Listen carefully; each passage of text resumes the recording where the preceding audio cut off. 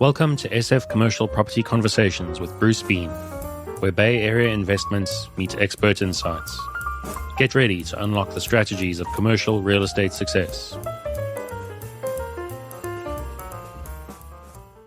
So today we have Jeremy Hoffman on the line with us, and Jeremy is an expert in affordable housing development. He works for Zen Development Corporation, Zen Development Consultants. And Jeremy, it's great to have you on. We are actually working together, full disclosure, on trying to develop 50 units of senior affordable housing in San Mateo, and Jeremy's been incredibly helpful in that effort. So Jeremy, if you wouldn't mind just giving us a little history, that would be terrific. Yeah, well, first of all, thank you for having me. I appreciate the opportunity to share a little bit about affordable housing industry. As you mentioned, I'm a principal of Zen Development Consultants, affordable housing development consulting firm that is in its 13th year. And prior to joining ZDC, as we call it, back in April, I was director of real estate development for Northern California for Bridge Housing, which is one of the largest affordable housing developers in the nation, nonprofit that has a presence across the Western Seaboard. And prior to being at Bridge, I was associate director of real estate development at Eden Housing, another big kind of regional California nonprofit affordable housing developer, owner, operator. And for the 7 years before that, I was a civil servant working for the city of New York, most recently as an assistant commissioner for new construction, overseeing the new construction pipeline in the 5 boroughs. And for 5 years before that, a variety of roles on the preservation of affordable housing side. Prior to working in the affordable housing industry, I went to grad school for real estate development. I got a master's in real estate development from University of Maryland, and really kind of fell into affordable housing development while in grad school. I never heard of it prior to being in grad school, and in fact had never even taken a finance class, or I don't even know that I'd ever opened Excel before being in grad school, and fell in love with financial modeling. I've always been a doer, a builder, a creative, and had studied architecture undergrad, and had fairly quickly realized I didn't just want to do design. It felt too narrow, and kind of learned also that the fun part of design is a very small piece, usually done by the head of architectural firms, and most of your life as an architect is kind of living in the weeds. And so out of undergrad, I went and worked as an assistant superintendent for a big general contracting company in the Bay Area that only did the opposite of affordable housing. They built, Larry Ellison's home, like, big, $20+ million projects. So I was on site for a project in Tiburon for that year, and also kind of through that learned I didn't want to just do construction either. I loved construction, I loved building, but that also felt too narrow, and it took me going and living in Vietnam for a little bit. I never studied abroad in undergrad, and got the opportunity to go volunteer in an orphanage in Vietnam, and while there met a woman who had applied to Columbia University's real estate development master's program, and I learned about real estate development as a profession, and realize you're a jack of all trades and master of none, and that really appealed to me. And then in grad school, I learned that building a financial model is actually really kind of like a creative thing. You're building something that's both functional and dynamic, that's visually digestible and pleasant for a viewer to digest. And totally fell in love. And so I took some advanced finance classes in grad school that focused on new market tax credits, historic preservation tax credits, and low-income housing tax credits. And through that, had the opportunity to have an internship at an affordable housing developer, and jumped at the chance to get involved, mostly doing kind of business development, creating pro formas for potential projects for them, and did my capstone in grad school with that professor that taught the advanced finance class. And so kind of fell into affordable housing and fell into finance in a way that I never anticipated. So it just shows that pathways in career are unexpected, and I've been living affordable housing for more than a decade now, and love it. And it totally marries my values and interests together in a really beautiful way. So I'm really been enjoying my career, and that's a little bit of history on how I got to where I am today. Well, I must admit, you are a master of spreadsheets. I've watched you in action, and it is quite impressive what you can do just at the drop of a number, basically, and put all sorts of information together on a spreadsheet that makes sense. So I think that in many ways is kind of a jumping off point. Most people are familiar with market rate housing, which is basically sort of spreadsheet driven in many ways and financially driven, but it's such a different approach. And many people who come from the market rate side don't understand how affordable housing goes together. So maybe you can give us a little window into the difference between market rate housing and affordable housing. Yeah, absolutely. So affordable housing is not inexpensive to build. In fact, No. because of a lot of government requirements and red tape, oftentimes affordable housing is more expensive than market rate housing. You often see in the news articles about projects where people are flabbergasted that it's $1 million a unit to build affordable housing. And that is definitely true, and it's largely driven by the transactional costs, because you have so many cooks in a kitchen to make these deals possible. So instead of it being, just a equity partner and a lender, and that's that, oftentimes in affordable housing projects, there'll be 7 lenders, city, county, different state programs, and then also have to pay what are called prevailing wages, which is a California requirement, or Davis-Bacon, which is a federal requirement if you're taking federal funds, which sets the labor rates that you must pay. And so that drives up costs. And then there's other oftentimes requirements from cities or counties around local hiring, and a lot of kind of tracking of information that adds overhead to contractors. So there are a lot of contractors that either won't touch affordable housing or become experts in all of the additional paperwork and process that they have to go through in order to be a contractor for affordable housing. So when you combine all those factors together, it just makes affordable housing really expensive. So now, typically, a market rate project, you're funding it with debt and equity, right? And Right. through the ways that a project is deemed successful is through, for a developer, you get developer fees, which are relatively small, maybe 3 to 5% of total development costs. There's cash flow, and then some capital event is generally the big driver of feasibility, be it a refinancing or a sale. Affordable housing flips it on its head a little bit, in that at closing, there's no real equity that go into these deals. And the federal government, when they set up the low-income housing tax credit program, recognized this. And so whereas a market rate developer fee is, let's say 3 to 5% of your total development costs, the federal government set up developer fees to be more like 10 to 15% of the total development costs, because the rent being capped at such a low level means that your cash flow is by design really, really low.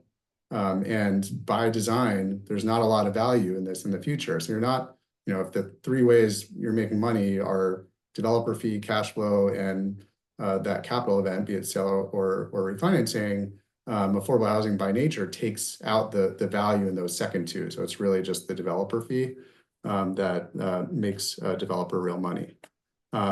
So what are tax credits, or how are these projects financed more broadly? In the 80s, under the Reagan administration, they set up the low-income housing tax credit program, really to be a market-driven driver of the production of affordable housing. So really designed within that lens to be a kind of public-private partnership. And so the idea is that whereas in a market rate development, you have a limited partner investor or whoever is your investor, and they're shelling out cash and then getting paid back through cash flow and sale or refinancing.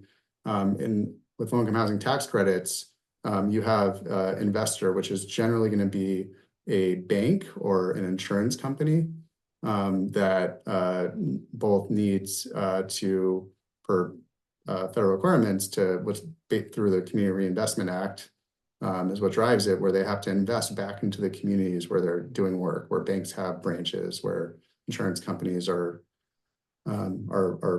issuing policies. And so they're kind of required to be in this space. And what they're buying are the tax credits that the project generates. And the tax credits are calculated based on the kind of cost of the project.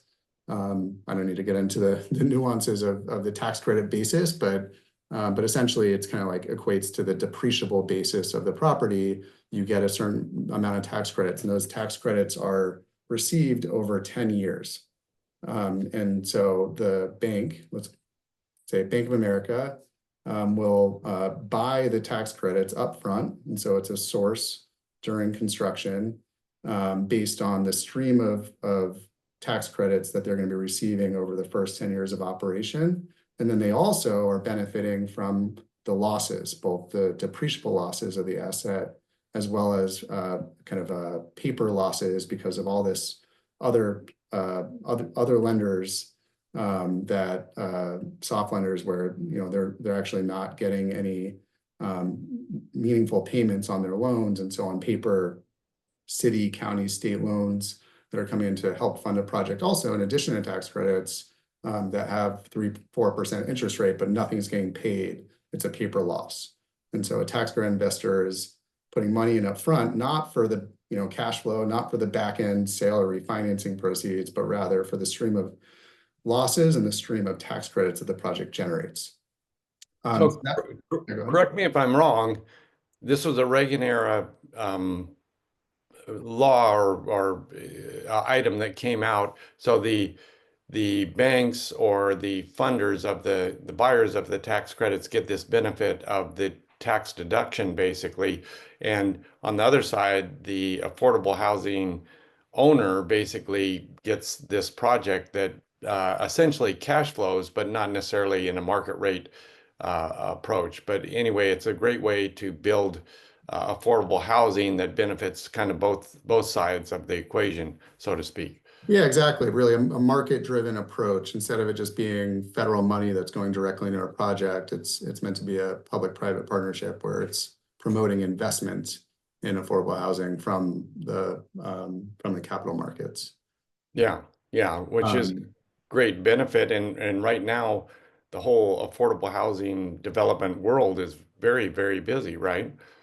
Yeah, it's interesting. It tends to be, I don't want to say counter-cyclical, but I'd say a little bit insulated from the ups and downs of the, so like in the last couple of years where interest rates have been really high because of inflation and interest rates go up, and market rate has largely grounded to a halt, affordable housing is still chugging along.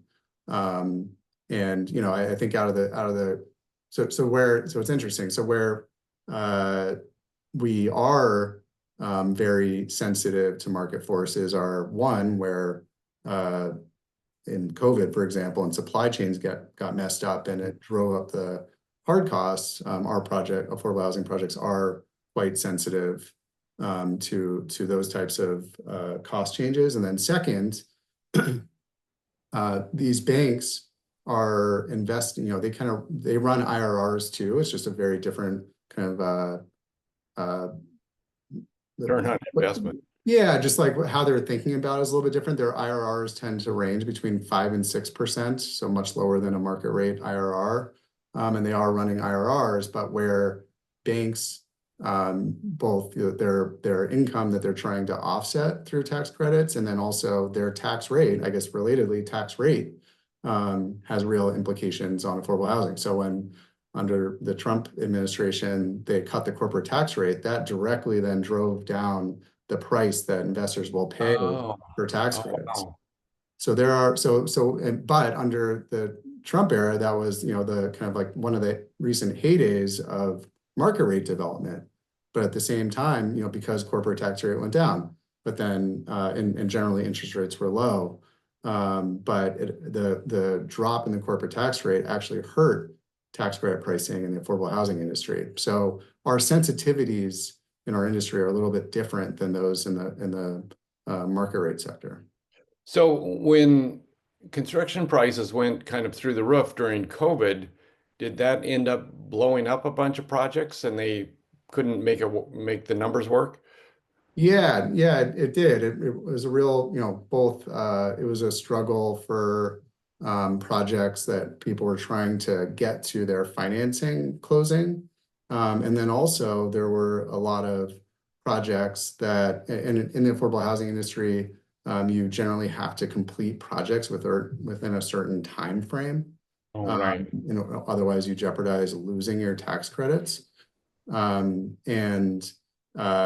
the supply chain management issues, staffing issues on the construction side created a lot of delays. And so the federal government and the state stepped in and gave extensions and did things that they need to do. But the longer you have your construction loan hanging out there, the more construction interest that you're also accruing. And as rates were going up, right? And construction loans in affordable housing generally are variable rate loans that also put a lot of pressure and pain on a lot of projects that incurred delays. And affordable housing, while there's a lot of push on this California state level in terms of kind of upfront like entitlements, there have been all these streamlining legislation measures that have passed since 2017-18 to expedite the entitlements for affordable housing and exempt them from environmental review and things like that,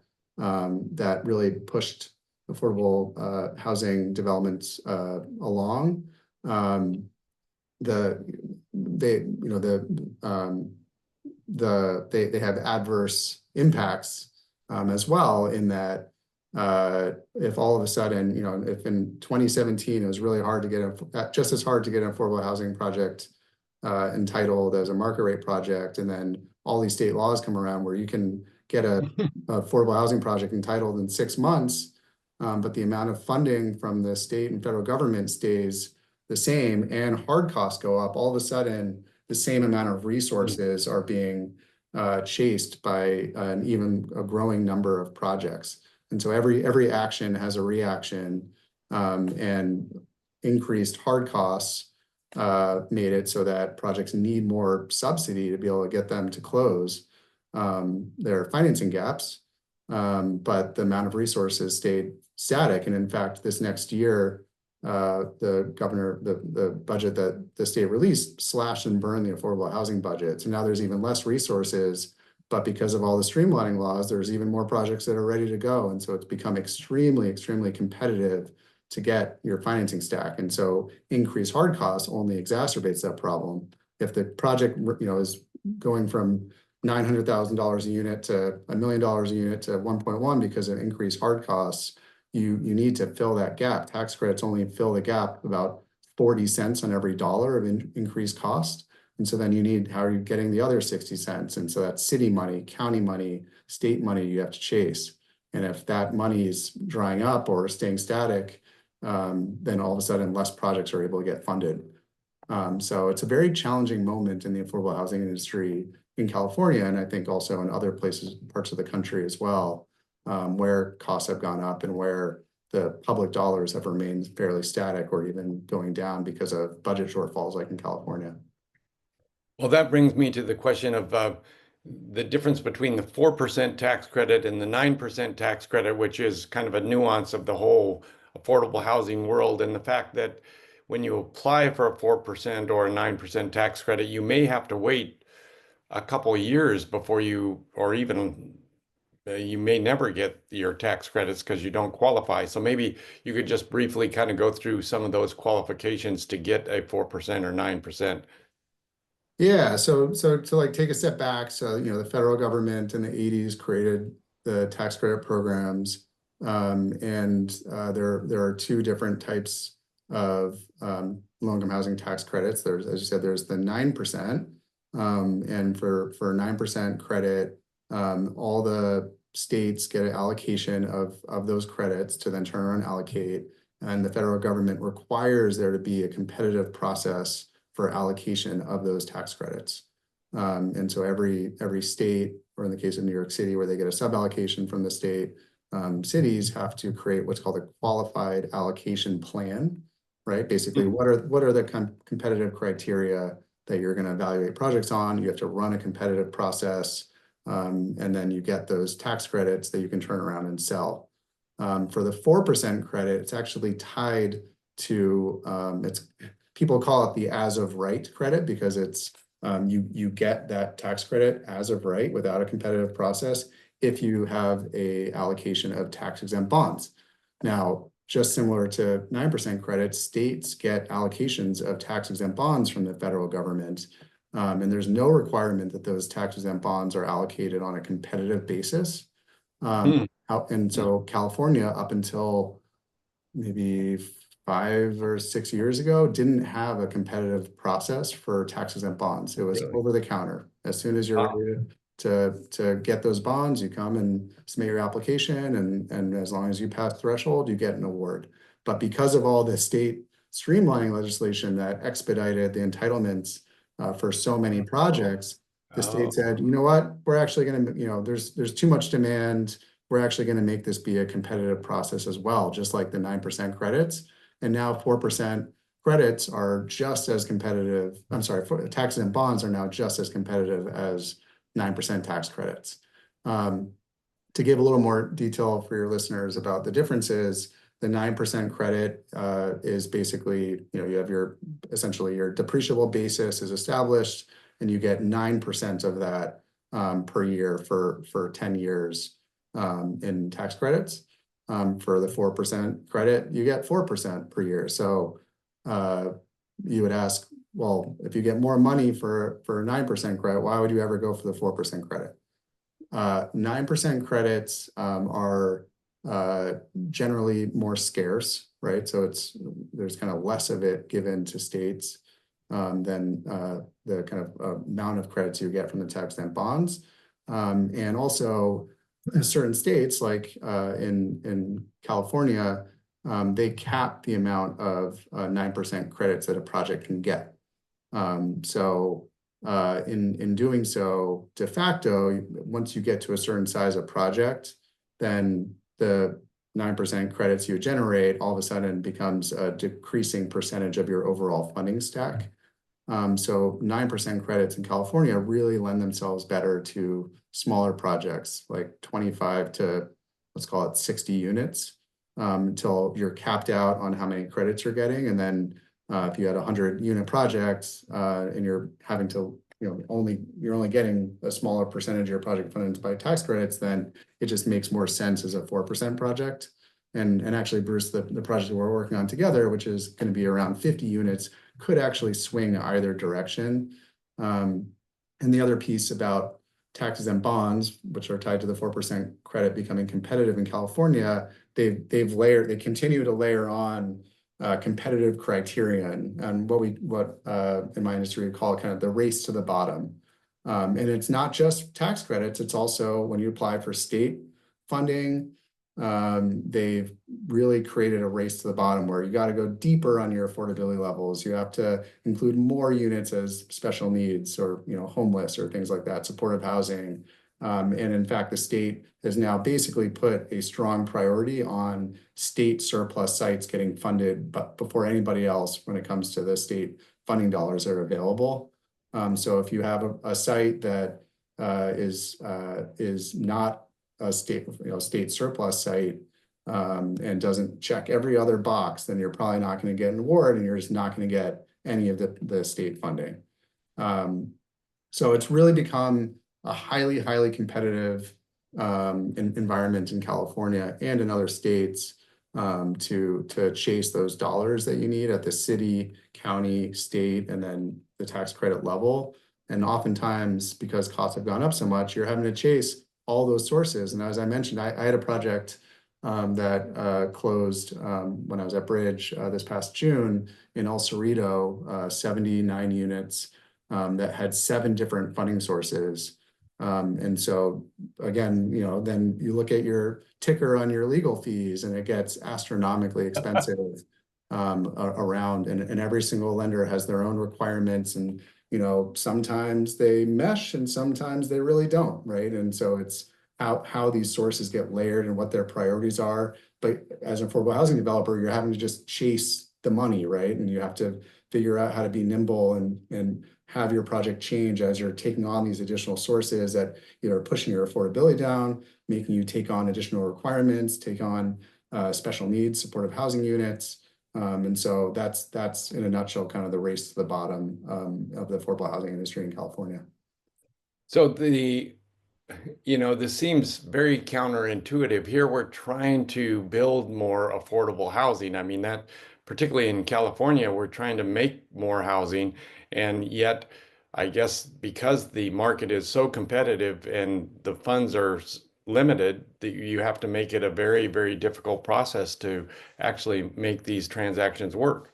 Yep, it often takes years to achieve your full financing stack. Cities, counties will do maybe one NOFA, one notice of availability of funding per year, and they'll be. And I think we talked a little bit about this in one of your board meetings, but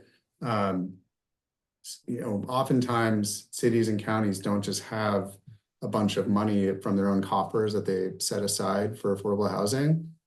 They often have to go out to the voters to pass a bond measure. And so San Mateo County is a little bit unique in that they have I can't remember when, but at some point they passed a law that a certain amount of some tax revenue from, I think it's property taxes, automatically every year is going to fund a affordable housing NOFA. So they put out a NOFA every year, but Alameda County did one I think maybe in 2017 or 18, that funded a pot of like some hundreds of millions of dollars. And then when it's depleted, it's gone. And then they have to go back out to the voters. So Alameda County's money is gone. Santa Clara County's money is gone. There was supposed to be on our ballots tomorrow a bond measure for the Bay Area Housing Finance Association, BAFA is what it's called, to fund a very, very, very sizable regional bond that was going to be used across all the counties in the Bay Area. But they ended up having to pull their bond measure for procedural reasons. And so all these counties hadn't planned on putting out NOFAs to their voters because they didn't want to cannibalize the ability for BAFA to be successful in their bond measure. And so now basically the Bay Area funding is just dried up, other than San Mateo County and a couple of other, San Francisco did just pass a bond measure this spring. So I think that was maybe $300 million. So the city of San Francisco has a little bit of money, but otherwise it's just dried up. And so the ability to execute on either existing projects in folks' pipelines or new projects is just gone because there's not funding available. So you're really beholden to the funding sources that are available to you, and those, the availability changes over time. And if you had a really good idea when you put a property under contract, and then a couple of years later that money doesn't exist anymore, you're kind of caught holding the bag, right? Like and you have to wait for things to fall into your favor, or state, city, whatever county requirements change. That's that you had this really good idea and you set it up in a certain way, and all of a sudden the requirements, there's an earthquake under your feet and things don't look the same anymore. And you may not be able to pivot accordingly, or your site may no longer be competitive, like this state surplus site requirement for state funding, or not requirement, but like almost necessary competitive advantage. And so you just can't fund your project. It's a really challenging environment. So well, right now I've heard, and I think you confirmed this, that most 4% or 9% projects have to have the land basically donated to the project. And so if you're a church or a nonprofit or a city or some other source that has some excess land, you potentially can get into this marketplace, but it's all very, very difficult. Yeah, there are certain avenues that people can go out and buy land, but it's just in this competitive environment with limited resources, it makes it that much harder to execute if you do have land basis. And so where be it Rotary Club having a existing parcel with an underutilized parking lot that you can build on, or faith-based organizations that might have land, or cities that have land that they can put out to RFP without having to developer pay for it, that just improves the ability to execute and not have to chase even more dollars to cover that land basis. So yes, I mean, having projects that don't have land basis in this environment is really important. Well, I think we've touched on maybe a little more than the tip of the iceberg, but we certainly brought a lot of questions into fold here to kind of review about affordable housing. So I think, Jeremy, where would people that want to get into affordable housing or even just talk to you about it, where would they get a hold of you? Yeah, absolutely. My email address is jeremy@zendevelopment.org. And my phone number is 510-501-4529. And again, my firm helps many different developers execute on their visions for their affordable housing projects. We help smaller nonprofits and bigger nonprofits, and small for-profits and larger for-profits. So we help at every stage, from early acquisition entitlement all the way through to construction completion and conversion to permanent financing. And I've only been at the firm for 7 months, and I've gotten to see some really interesting projects outside of the scope of work that I did at Bridge or at Eden. So I'm always excited to engage with folks on their questions or desires to build affordable housing and support them however we can. Well, I think we'll have a bunch of questions come in, and I certainly hope that we will continue this conversation down the road. And if people do have questions, please follow the chat and so forth, put comments in LinkedIn when we put the podcast up, and it'll be fun to see what happens there. So, Jeremy, thank you for joining us, and I look forward to continuing to work with you. Thank you for having me, Bruce. I really enjoyed the conversation. That was very good. That's a wrap on today's journey through the SF commercial real estate scene. Ready to share your story? Visit sfcommercialconversations.com/guest. Your insights could lead the next conversation.